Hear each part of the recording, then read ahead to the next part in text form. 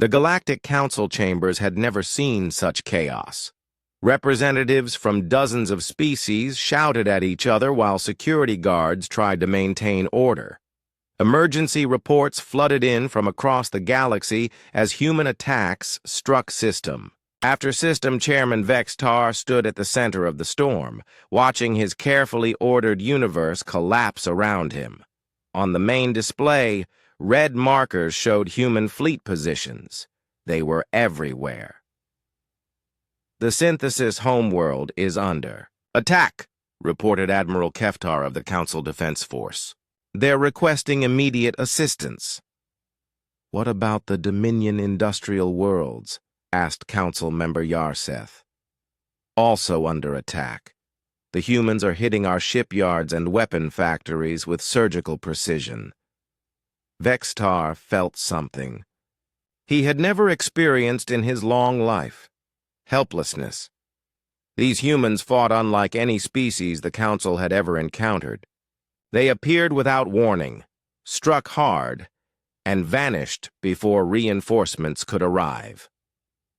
"How is this possible?" demanded Representative Mordan of the Trade Federation. 6 months ago, they were a single planet with primitive defenses. "They learn," Vextar said quietly. "They adapt. They improve everything they touch." Captain Jake Morrison's fleet materialized in the hegemony home system like ghosts appearing from a nightmare. The UES Retribution led a formation of 20 human ships, each one built using captured alien technology, but improved with human innovation. "My God," whispered Dr. Susan Blake from her position on the bridge. She had been rescued from the Proxima Centauri station and now served as the fleet's science officer. "Look at this place." The hegemony homeworld was beautiful. Graceful towers reached toward the sky while orbital platforms gleamed like jewels around the planet. It was a civilization thousands of years old, built on the foundation of galactic peace and order. "It's going to look different when we're done with it," Jake said grimly. "Captain, we're being hailed by the Planetary Defense Force," reported Communications Officer Linda Ross. "Put them through." An alien face appeared on the main screen. The creature looked terrified.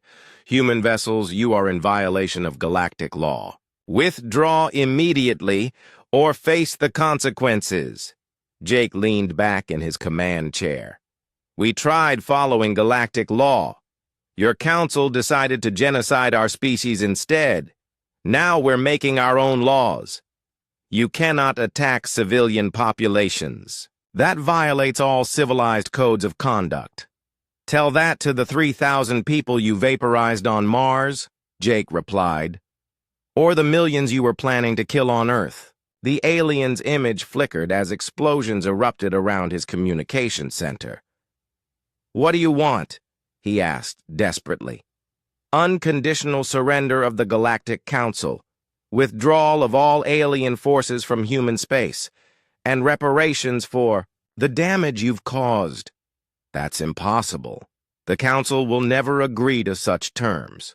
"Then your civilization burns," Jake said simply. "Your choice." The screen went dark as human ships began their attack. But this wasn't the mindless destruction the aliens expected. The humans targeted military installations, government facilities, and industrial centers with incredible precision. They avoided civilian areas entirely. "Why aren't they killing our people?" the alien defense commander asked his subordinates. "Unknown, sir. They could easily destroy our cities, but they're only hitting strategic targets." It was a mercy the aliens had never shown to other species, and it confused them greatly. Meanwhile, on Earth, President Walsh addressed a joint session of Congress and the world. "My fellow humans," she began. "6 months ago we were victims. Today we are victors. But victory is not enough. We must ensure that no species ever again attempts to destroy humanity. The president paused as applause filled the chamber. "I am therefore announcing the formation of the Human Defense Alliance. Any species that wishes to live in peace with humanity is welcome to join. Any species that threatens us will face the full fury of human retaliation." In his laboratory on Titan, Director Paul Andrews was already working on the next generation of human weapons. The aliens' technology was advanced, but it followed predictable patterns. Human innovation was chaotic and unpredictable. "How's the new drive system coming along?" asked Chief Engineer Tony Baker. "Better than expected. We've improved on the alien hyperspace engines by 30%. Our ships can now move faster than anything in the galaxy." "What about the weapons?" "Even better. I've been working with Dr. Martinez on something we call adaptive armaments. Weapons that learn from each battle and modify themselves to be more effective." Tony shook his head in amazement. "The aliens are going to hate that." "They're going to hate everything we build from now on." Back in the council chambers, the reports kept getting worse. Human fleets had struck the Dominion shipyards, crippling their ability to build new vessels. The Trade Federation's merchant marine was in hiding after several convoys were captured by human raiders. "We must negotiate," pleaded council member Ashron of the Peaceful Collective. "These humans are destroying everything we've built." "Negotiate with primitives?" snarled Admiral Zoreth, who had escaped the destruction of his fleet above Earth. "We are the masters of this galaxy. We do not bow to inferior species." "Inferior?" Vexitar laughed bitterly. "Look around you, Admiral. They've defeated us completely in 6 months. They've turned our own technology against us. They've brought our 1,000-year empire to its knees. What part of that seems inferior to you?" Before Zoreth could answer, the chamber's communication system activated. Captain Morrison's face appeared on every screen in the room. "Greetings, Galactic Council," he said with cold politeness. "I am Captain Jake Morrison of the Human Defense Alliance. I believe you know who I am." The aliens stared in shock. Somehow, the humans had penetrated their most secure communication networks. "I'm broadcasting this message to every inhabited world in the galaxy," Jake continued. "I want everyone to understand what has happened here. You invited humanity to join your council under false pretenses. You planned to genocide our species because you feared our potential. You attacked our homeworld and murdered our people. Now you know what happens when you threaten humanity." The image changed to show human fleets in action throughout the galaxy, ships appearing from nowhere to strike at alien targets before vanishing again, weapons that adapted to overcome any defense, technology that improved itself with each battle. "We offer peace to any species that wants it," Jake said. "But we will never again trust organizations like the Galactic Council. From now on, humanity makes its own destiny. And to those species that still think humans are just another primitive race to be conquered, I have one final message." The screen showed the massive Dominion fortress world of Karseth. It had been considered impregnable, protected by shields that could stop any known weapon. Human ships appeared around the planet and fired a single coordinated salvo. The shields collapsed instantly, and precision strikes destroyed every military installation on the surface within minutes. "We have weapons you cannot imagine," Jake said. "Defenses you cannot penetrate, and the will to use them against anyone who threatens our people. The galaxy has a new power now. We suggest you learn to live with it."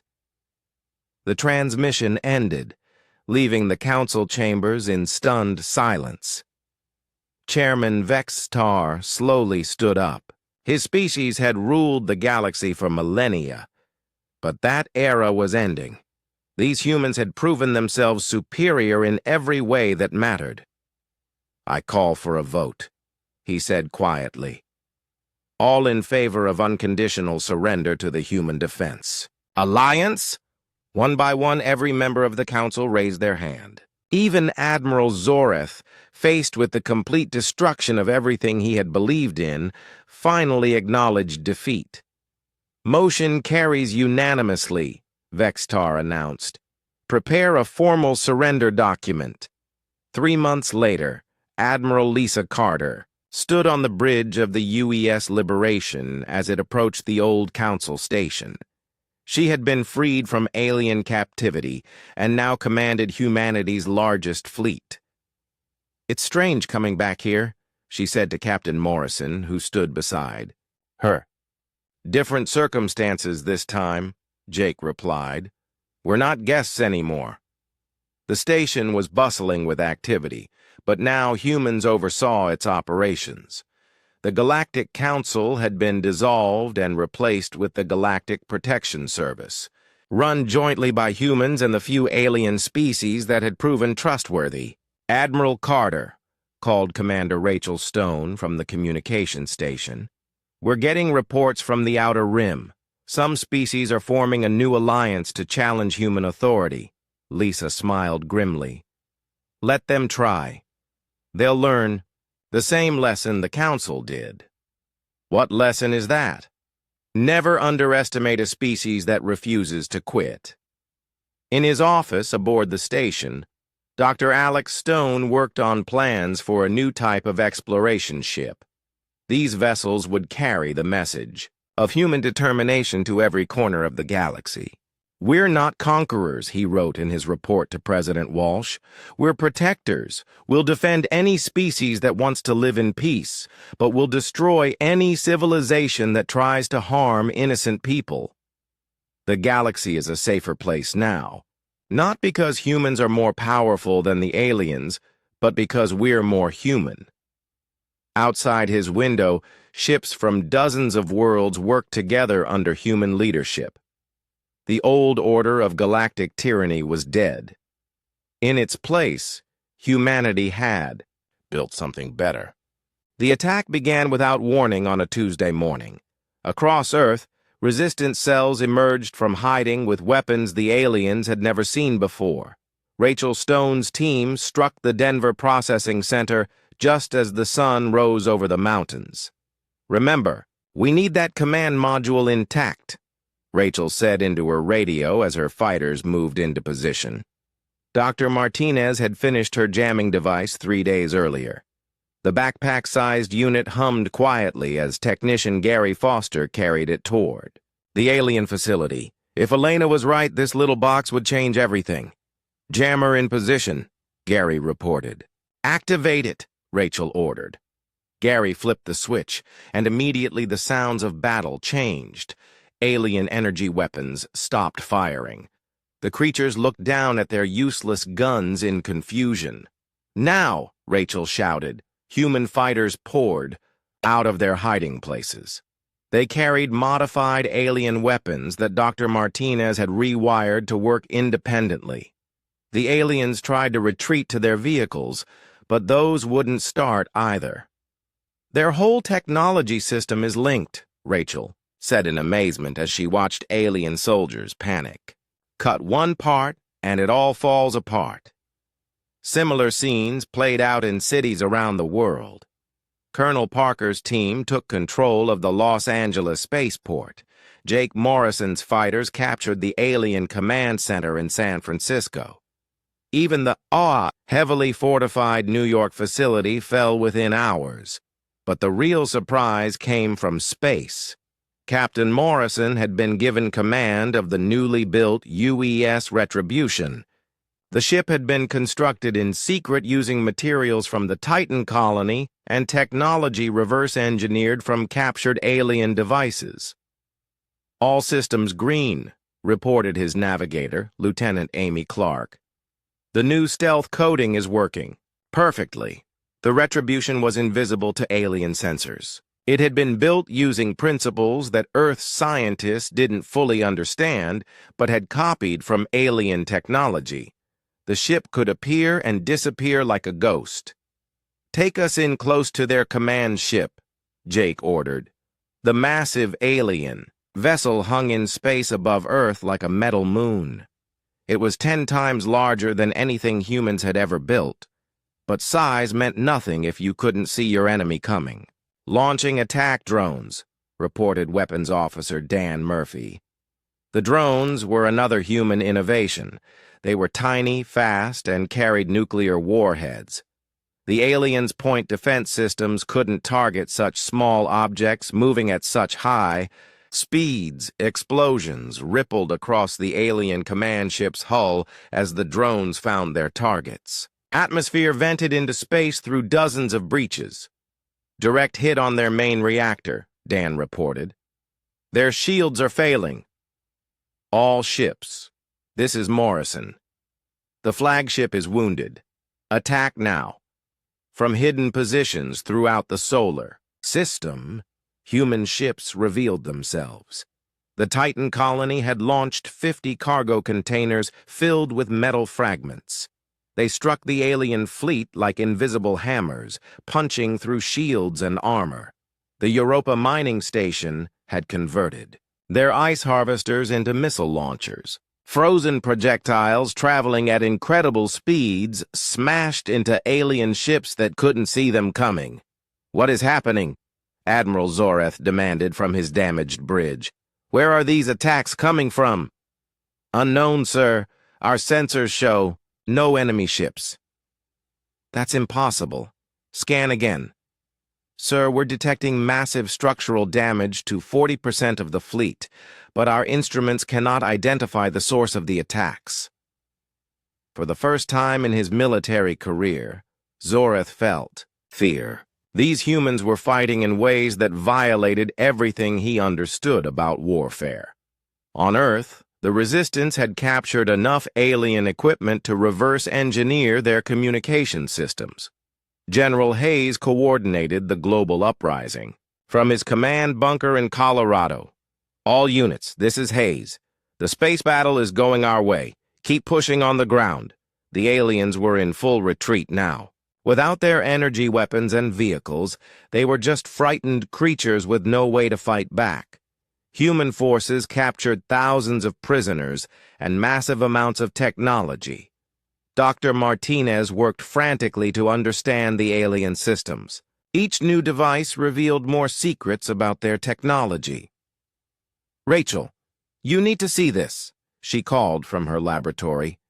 "What is it now?" "I've been analyzing their navigation systems. I know where their homeworlds are." Rachel stared at the star charts Elena had recovered from alien computers. Dozens of worlds were marked, along with fleet positions and supply routes.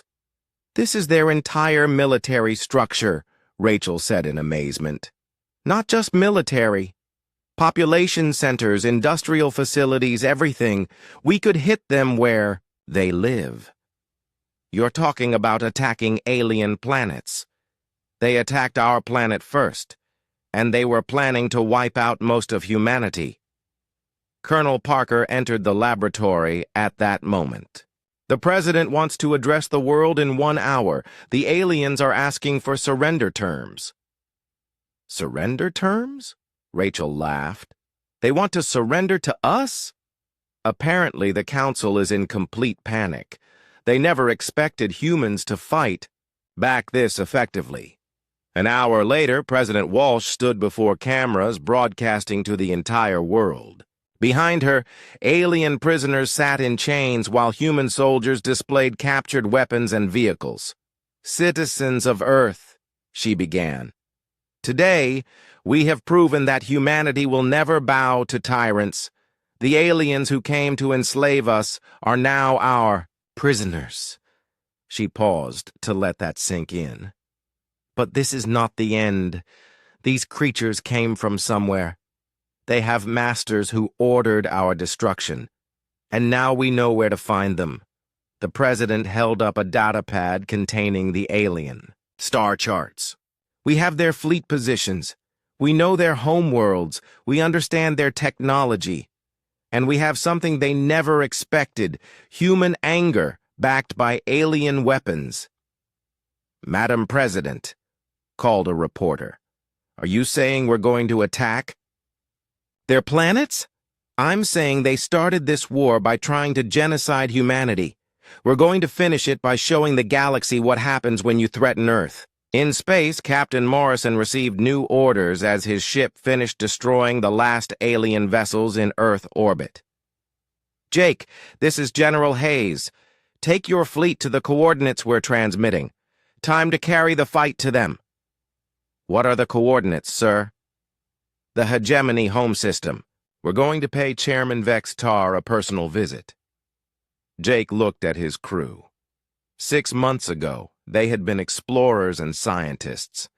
Now they were warriors flying ships that combined human determination with alien technology. Set course for the Hegemony system, he ordered. Let's show them what happens when you mess with humans. The UES Retribution and her escort ships disappeared into hyperspace, carrying Earth's fury toward their enemies' home worlds. Behind them, Earth was already building more ships. The Resistance had become a military force. Dr. Martinez and her team were developing weapons based on captured alien technology, but improved with human innovation. How many ships can we build in a month? President Walsh asked Director Andrews during a video call with Titan. With our new production facilities, maybe 20. They won't be pretty, but they'll be fast and heavily armed. Make them as ugly as you want. Just make sure they can fight. On the alien home worlds, panic was spreading as news of the Earth disaster reached the Council. Species that had ruled the galaxy for thousands of years suddenly faced an enemy they couldn't understand or predict. How is this possible? Demanded Council Member Farhan of the Synthesis Collective. Humans are a primitive species. They should not have been able to resist our forces. Chairman Vex Tar studied the reports from Earth with growing horror. Humans hadn't just resisted. They had captured alien technology and improved it. They had turned peaceful mining equipment into weapons of war. They had fought with a creativity and fury that no Council species possessed. Perhaps, he said quietly, we made a mistake. A mistake? We followed all proper protocols for dealing with dangerous species. No, Vex Tar replied. Our mistake was thinking we could predict what humans would do. They don't follow any patterns we understand. Then what do you suggest? Before Vex Tar could answer, alarms began ringing throughout the Council station. Ships were appearing throughout their space, human ships moving faster and hitting harder than anything the aliens could match. The war had come to their doorstep, and they were about to learn what human fury really meant. 6 months had passed since the aliens conquered Earth. The creatures called themselves the Galactic Peacekeepers now, but everyone knew they were just occupiers. They had built massive processing centers in every major city where humans were, sorted and relocated to containment camps. Commander Rachel Stone crouched behind a fallen tree in the Colorado mountains. Snow covered her camouflage gear as she watched an alien patrol through her binoculars. The creatures moved in perfect formation, their weapons ready but their attention focused ahead instead of around them. Same pattern as always, she whispered into her radio. They never learn. Rachel was Dr. Alex Stone's younger sister, but she was nothing like her scientist brother. She had spent 15 years in special forces before the invasion. Now she led the largest resistance cell in North America. Team 2, are you in position? She asked. Ready when you are, came the reply from Sergeant Mike Davis. His team had been setting explosives along the alien supply route for the past week. Team 3, in position, reported Lieutenant Kelly Wright. Her snipers were hidden in the rocks above the valley. Rachel checked her watch. The alien convoy would arrive in 10 minutes. It carried processed humans from Denver to the containment facility in Kansas. But today, those people were going to be freed. The Resistance had learned a lot about alien technology over the past months. The creatures were advanced, but they weren't magical. Their shields could be overloaded. Their sensors had blind spots. Most importantly, they were predictable. "Remember, we need to capture at least one transport intact," Rachel said. "Our tech. People need more examples to study." The alien convoy appeared right on schedule. 6 transport vehicles followed by 2 escort ships. The vehicles hovered 3 feet off the ground and moved in a straight line down the mountain road. "Now," Rachel ordered. Explosions erupted along the roadside as Mike's charges detonated. The lead escort ship spun out of control and crashed into the mountainside. The second escort tried to turn around, but Kelly's snipers hit it with armor-piercing rounds that Dr. Stone's team had designed. The transport vehicles stopped and their alien crews jumped out. They formed defensive positions exactly as they had been trained. It was the same response they used every time. Rachel's assault team attacked from 3 directions at once. The aliens fired back with their energy weapons, but the humans had learned to use mirrors and reflective surfaces to confuse their targeting systems. The fight lasted only 15 minutes. When it was over, 4 alien vehicles were captured and 200 human prisoners were free. "Nice work, people," Rachel said as her team secured the area. "Load everything onto the trucks. We need to be gone before their reinforcements arrive." An hour later, the Resistance convoy arrived at their hidden base deep in the Rocky Mountains. The facility had been a government bunker before the invasion. Now it housed 3,000 Resistance fighters and their families. Colonel Ben Parker met Rachel at the entrance. The former fighter pilot now coordinated Resistance activities across the western United States. "How did it go?" he asked. "Better than expected. We got the transports and a nice collection of alien weapons. Dr. Martinez will be happy." Dr. Elena Martinez was Earth's leading expert on captured alien technology. She had been working day and night to understand how the creature's equipment functioned. "Speaking of which, she wants to see you immediately. Says she has something big to show you." Rachel found Dr. Martinez in her laboratory, which was really just a converted storage room, filled with alien devices. The scientist looked tired but excited. "Rachel, look at this," Elena said, pointing to a dismantled alien weapon. "I've figured out how their energy weapons work." "That's great. But we already knew they shoot energy beams." "No, you don't understand. The energy doesn't come from the weapon itself. It comes from their ships through some kind of broadcast power system." Rachel frowned. "What does that mean?" "It means if we can disrupt the broadcast, their weapons stop working. All of them. At the same time." "How do we disrupt it?" Elena smiled. "We use their own technology against them. I've been reverse engineering the quantum transmitters from the vehicles you've been capturing. I think I can build a jamming device." "How big would this jammer be?" "That's the beautiful part. It would be tiny, small enough to fit in a backpack, but the range would be enormous, maybe 50 miles or more." Rachel felt excitement building in her chest. This could change everything. "How long do you need?" 2 weeks, maybe 3. But I'll need more alien components. Specifically, I need one of their command modules. Where do we find one of those? Every major occupation center has one. It's how they coordinate their forces. Rachel knew what that meant. They would have to attack a heavily defended alien base. It would be dangerous, but the potential payoff was huge. "I'll talk to Colonel Parker about planning a raid." "There's something else," Elena said. "We've been getting messages from the outer colonies. Titan, Europa, the asteroid mining stations. They want to help." What can they do? They're even more cut off than we are. Don't underestimate them. Director Paul Andrews on Titan has been converting industrial equipment into weapons.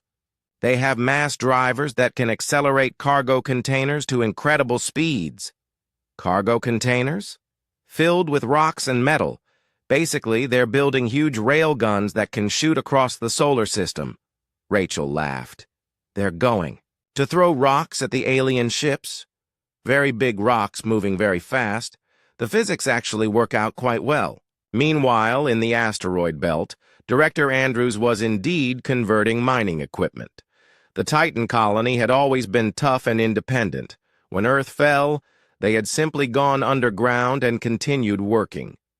How many projectiles can we manufacture in a month?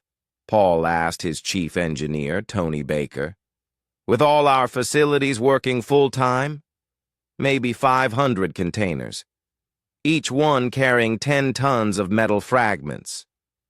That's not enough to take out their whole fleet, but it might give Earth a chance. Sir, we're also getting reports from the Proxima Centauri station. Dr. Susan Blake says they've made a breakthrough in shield technology. Paul nodded. The research station at Proxima was humanity's most distant outpost. If they were still free, they might have developed something useful. Back on Earth, Jake Morrison was leading his own resistance cell in the ruins of San Francisco. The city had been heavily damaged during the initial invasion, making it perfect for guerrilla warfare. The supply depot is 2 blocks north, he told his team.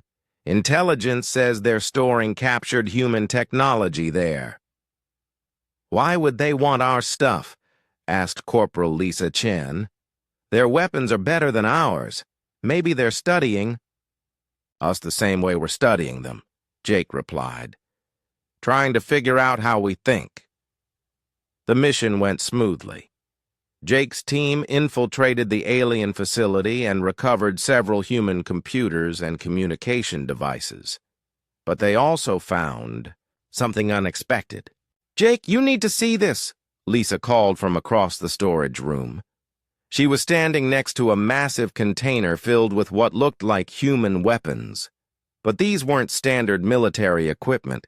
They were prototypes and experimental devices that had been in development when the invasion began. They've been collecting our advanced projects, Jake realized. They're afraid of what we might develop. Should we destroy it? No. We take it with us. If they're worried about human innovation, let's give them something to really worry about. As resistance cells across Earth began coordinating their efforts, the aliens started to realize they had underestimated their enemy. The humans weren't just fighting back. They were learning and adapting faster than any species the Council had ever encountered. In his command ship, Admiral Zoreth studied reports of increasing human resistance activity. The creatures were supposed to be broken by now. They should have accepted their fate and submitted to processing. Instead, they were becoming more dangerous every day.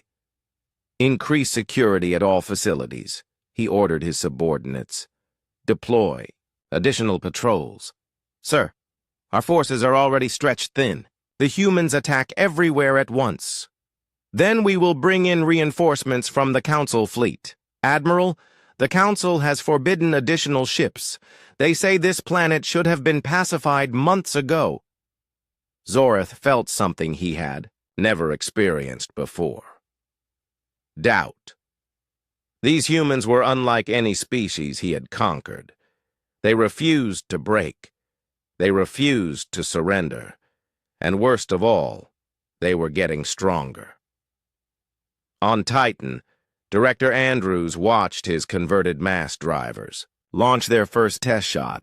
The metal container accelerated to incredible speed and disappeared into space, heading toward the alien fleet orbiting Earth. Time to impact? He asked. 18 hours, sir. Send a message to the Resistance. Tell them the cavalry is coming. Jake Morrison's shuttle dropped out of hyperspace near Earth. Smoke poured from damaged systems. The ship had taken hits during his escape, and the engines were barely working, but he was alive, and he had made it home. Earth Control. This is Captain Morrison. Emergency priority. I need to speak with General Hayes immediately. The response came quickly. Captain Morrison, you're not supposed to be back for another week. What's your status? Just patch me through to the General. Now.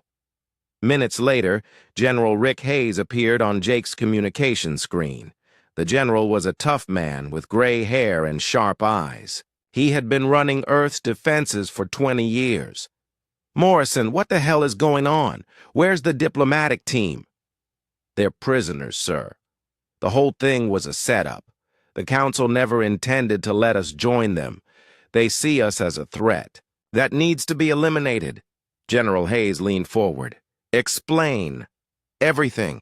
Jake told him about the trap, the alien fleets, and the planned invasion.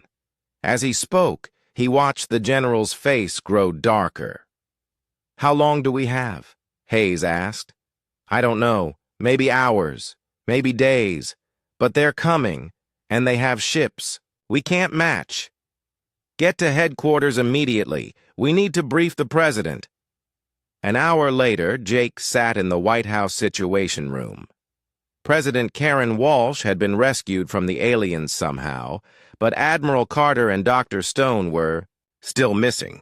The room was full of military leaders and government officials, all looking worried. How many ships are we talking about? Asked Defense Secretary Bob Turner. I counted at least 200 when I escaped, Jake replied. And that was just what I could see from one docking bay. General Hayes pulled up Earth's defense plans on the main screen. We have 37 combat-capable vessels. Most of them are converted exploration ships with basic weapons. What about the orbital platforms? President Walsh asked. 12 defensive stations around Earth. Another 6 around Mars and the Moon. They're designed to stop asteroids and small raids, not a full invasion fleet. The room fell silent. Everyone could do the math. Earth's defenses looked pathetic compared to what was coming.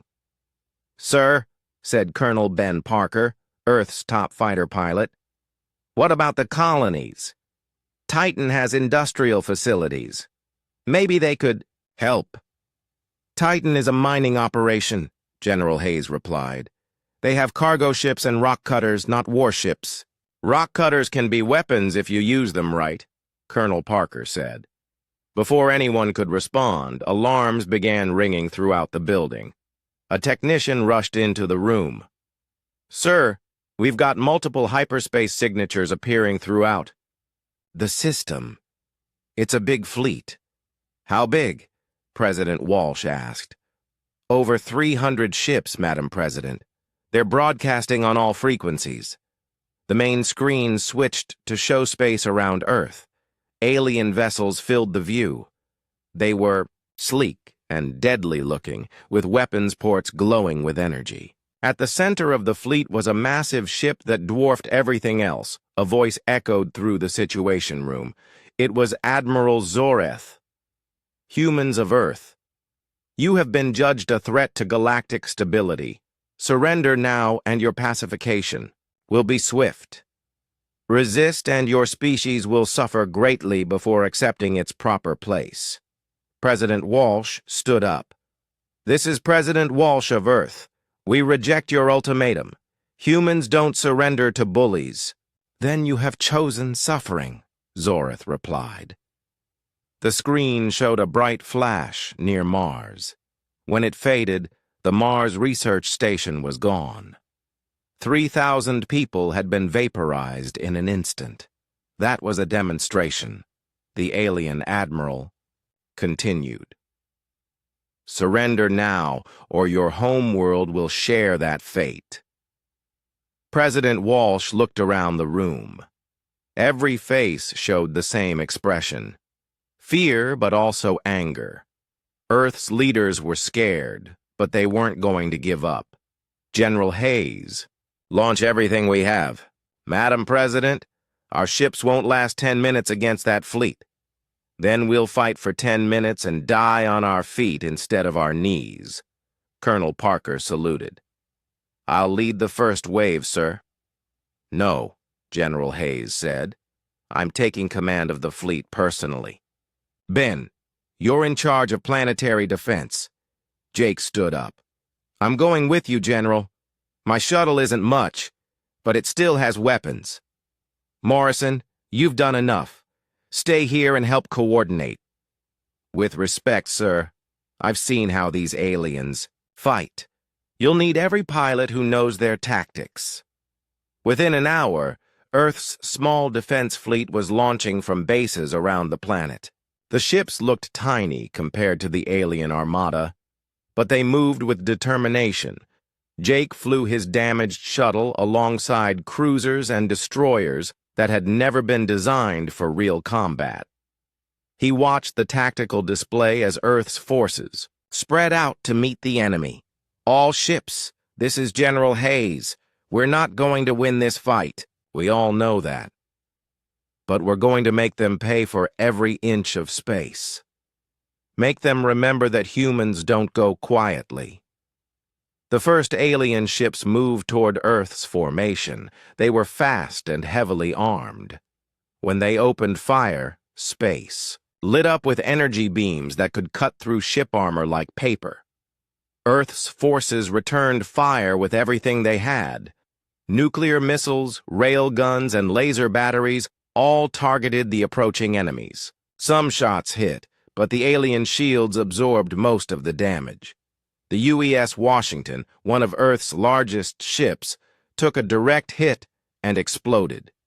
2,300 crew members died in seconds, but even as it died, the ship's guns kept firing. This is insane, Jake muttered as he watched more Earth ships fall.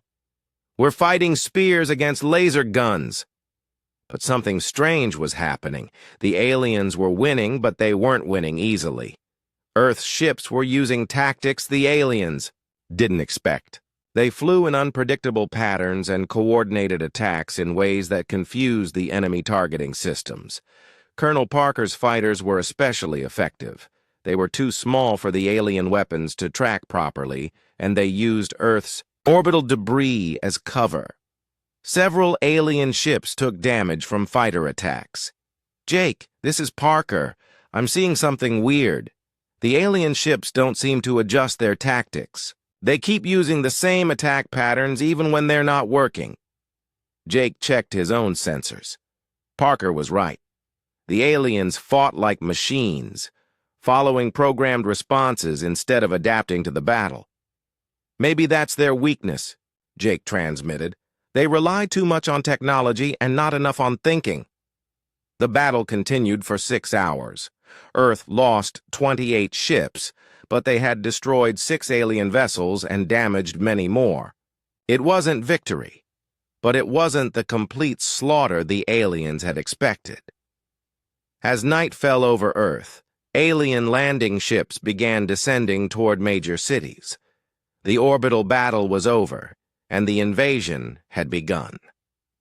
Jake's shuttle limped back to Earth as enemy troops secured landing zones around the globe. He had survived the space battle, but the real war was just beginning. In the White House bunker, President Walsh watched reports of alien forces taking control of New York, London, and Tokyo. The creatures were efficient and ruthless, but they seemed surprised by the level of human resistance. They expected us to break, she said to General Hayes. They thought one demonstration would make us surrender. They don't understand humans very well, the general replied. We get more stubborn. When people try to push us around, then let's show them just how stubborn we can be. Captain Jake Morrison stood on the bridge of the UES horizon and watched the stars shift back to normal view. The hyperspace jump was complete. His ship had just returned from the most important mission in human history. 3 months ago, they had made first contact with alien life. Not just any aliens, but a whole group of species called the Galactic Council. Jake looked at the data pad in his hands. The aliens had been friendly. They seemed impressed by human technology and peaceful nature. The Zephyrian Trade Federation had even invited Earth to join their council. It was everything humanity had dreamed of since they first looked up at the stars. "Captain, we're getting a message from Earth Command," said Lieutenant Amy Clark from her station. "Put it through," Jake replied. Admiral Lisa Carter's face appeared on the main screen. She looked excited but tired. As head of Earth's diplomatic corps, she had been working day and night to prepare for this moment. "Jake, excellent workout." "There. The President is very pleased with your report. We're moving forward with the council meeting immediately." Jake nodded. The aliens seemed genuine, Admiral, but something felt off about some of them. The ones called the Dominion kept watching us closely. "Every first contact has tensions," Lisa said. "That's normal. The important thing is we're finally joining the galactic community. Pack your things. You're coming with me to the council station." 2 weeks later, Jake found himself aboard the diplomatic vessel UES Ambassador. The ship carried Earth's finest, minds and leaders. Admiral Carter led the group. Dr. Alex Stone, Earth's top expert on alien life, spent his time studying data about the different council species. President Karen Walsh had even come personally, showing how important this meeting was to Earth. The council station was massive. It orbited a gas giant in the Kepler system, far from any inhabited worlds. The structure was bigger than any city on Earth. Ships from dozens of different species docked at its many ports. Jake had never seen anything so impressive. "Look at this place," Dr. Stone said as he stood next to Jake at the observation window. 47 different species work together here. Think of what humanity could learn." Jake studied the alien ships. Some looked like graceful birds. Others were blocky and industrial. A few seemed to be made of living material that pulsed with inner light, but many of the ships had weapons, lots of weapons. "Doctor, why do you think they need so many guns if this is a peaceful council?" Alex shrugged. "Space is dangerous. Pirates, rogue asteroids, hostile environments. Makes sense to be prepared." The human delegation was given luxury quarters in the station's diplomatic wing. Everything seemed perfect. The aliens were polite and helpful. They gave tours of the station and shared meals with the humans. The food was strange but edible. On the third day, Chairman Vextar of the hegemony species requested a private meeting with the human leaders. The hegemony were tall, thin beings with gray skin and large black eyes. They wore flowing robes and spoke in soft, musical voices. "We are honored by your presence," Vextar said, as the humans gathered in a great hall. "Earth has shown such promise, such rapid growth and development." Admiral Carter smiled. "We're excited to contribute to the galactic community." "Yes," Vextar replied. "Your species is quite remarkable. In just a few hundred years, you went from primitive tool users to space travelers. Most species take thousands of years for such progress." President Walsh leaned forward. "We've always been quick learners." Vextar's expression changed slightly. The musical tone left his voice. "Perhaps too quick." Before anyone could ask what he meant, the lights in the hall dimmed. Alien soldiers emerged from hidden doors around the room. They carried weapons that hummed with energy. The humans reached for their sidearms, but found their holsters empty. "What is the meaning of this?" Admiral Carter demanded. "The meaning," said a new voice, "is that your species has become a threat." A massive alien entered the hall. This one was different from the others. It had thick armor-like skin and multiple arms. Red eyes glowed in a face that looked designed for war. Jake recognized the species from the briefings. Dominion. Admiral Zoreth, Vextar said with a slight bow. Please explain to our guests. Zoreth stepped closer to the humans. When he spoke, his voice was like grinding metal. We have watched your species for 50 years. You expand too fast. You learn too quickly. You ask too many questions. This makes you dangerous. Dangerous? President Walsh stood up. We came here in peace. We want to trade and learn. You want to grow and spread, Zoreth replied. All species do this, but most species learn limits. They accept their place in the order of things. Humans do not. Dr. Stone stepped forward. If you're concerned about our expansion, we can discuss boundaries. There's room in the galaxy for everyone. The Dominion Admiral laughed. It was not a pleasant sound. Room, yes, but not for competitors. Your species shows signs of becoming what we call a breaker species. You break old rules. You refuse to follow established patterns. This cannot be allowed. Chairman Vextar looked almost sad. We had hoped to guide you slowly, to teach you proper behavior. But our analysis shows this is impossible. Humans are too stubborn, too creative, too dangerous to leave unchecked. So what do you want? Admiral Carter asked. Compliance, Zoreth said simply.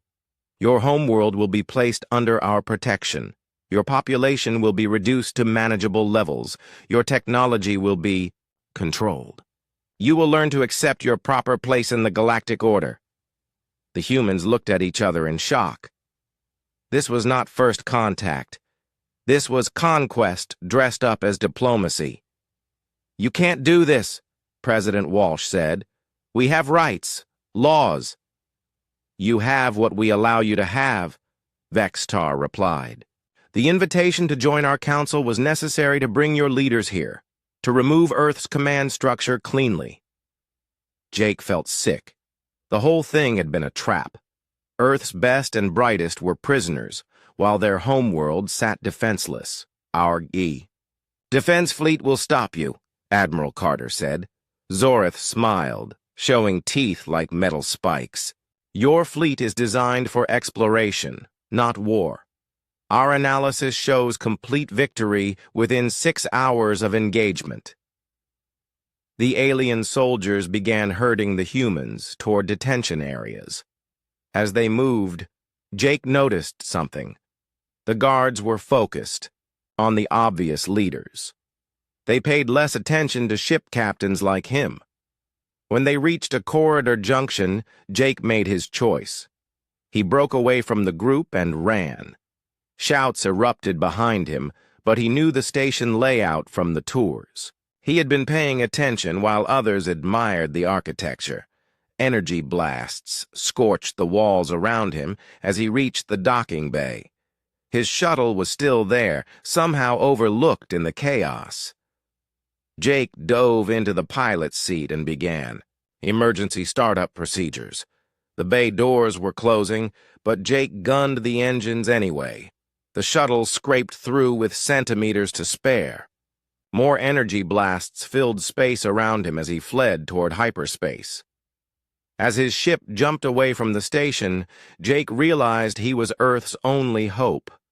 Somewhere behind him, alien fleets were already moving toward the Sol system. He had to warn them. He had to tell Earth that humanity's greatest dream had become its worst nightmare. The stars streaked past as Jake pushed his engines beyond safe limits. Time was running out for his species, and he was the only one who knew it.